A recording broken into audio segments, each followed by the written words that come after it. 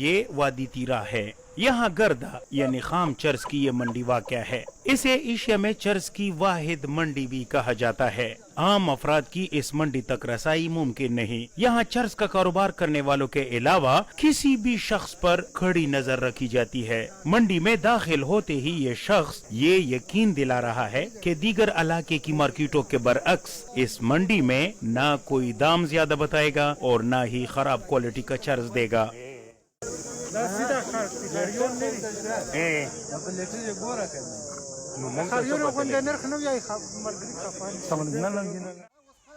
عبدالغنی خان نے منڈی کا وقت ختم ہونے سے پہلے آج اپنا کاروبار بند کر دیا. جب وجہ پوچھی تو بتایا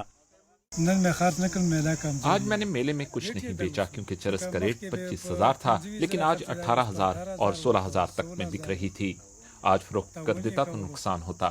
ہاں البتہ کوئی ضرورت ہوتی تو پھر بیچ دیتا. جب چرس کو علاقے سے باہر سمگل کرنے میں مشکل ہوتی ہے اور راستے میں سخت چیکنگ ہوتی ہے تو ریٹ خراب ہو جاتا ہے.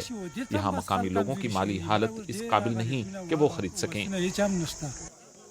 مقامی لوگوں کا کہنا ہے کہ ایک وقت تھا کہ یہاں ایک دن میں کروڑوں روپے کی خرید و فروخت ہوا کرتی تھی.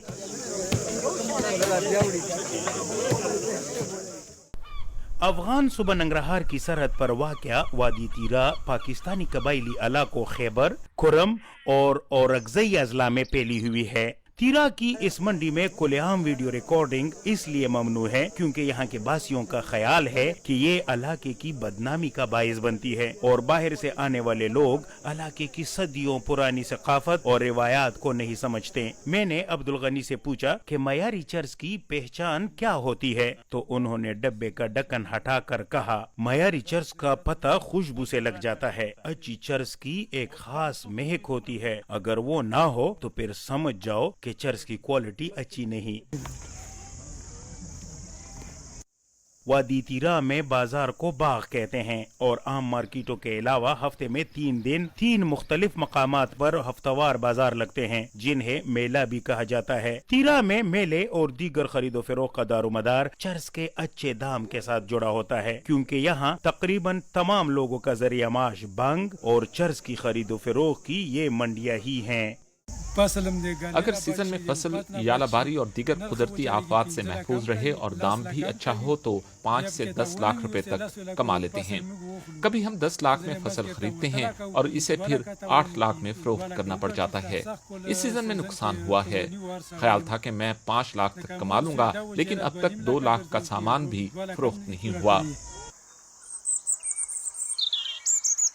اسٹیٹسٹا کے ایک جائزے کے مطابق دنیا میں سب سے زیادہ چرس پینے والے شہروں میں نیو یارک کے بعد تقریباً 42 ٹن سالانہ کے ساتھ کراچی دوسرے جبکہ نئی دلی 38 ٹن کے ساتھ تیسرے نمبر پر ہے. کراچی دنیا کے ان شہروں میں سے ہے جہاں چرس کا استعمال اور خرید و فروخت غیر قانونی ہے. اصل بات بتاؤں کہ اگر یہاں فیکٹریاں اور کارخانے لگا بھی دیے جائیں تو یہ آنے والی نسل کے لیے ہی سود مند ثابت ہوں گے، نہ کہ میری نسل کے لوگوں کے لیے. میں اپنا نام تک نہیں لکھ سکتا اور نہ پڑھ سکتا ہوں. ہماری نسل کے لوگوں نے نہ تو تعلیم حاصل کی اور نہ ہی کوئی اور ہنر سیکھا. اس لیے ہم سمجھتے ہیں کہ ہمیں کچھ وقت تک اسی طرح چرس بیچنے کی اجازت دی جائے. پھر آہستہ آہستہ لوگ تعلیم یافتہ ہو جائیں گے اور دیگر روزگار شروع کرنے کے اہل ہو جائیں گے. ماہرین کہتے ہیں کہ اگر پاکستان میں سگریٹ کی طرح چرس پر بھی ٹیکس نافذ کر دیا جائے تو پاکستان کو سالانہ 13 کروڑ ڈالر سے زائد کی آمدن ہو سکتی ہے اور عبدالغنی کی طرح تیرا کے زیادہ تر افراد بھی بے روزگاری سے بچ سکتے ہیں. مدثر شاہ، DW نیوز، تیرا.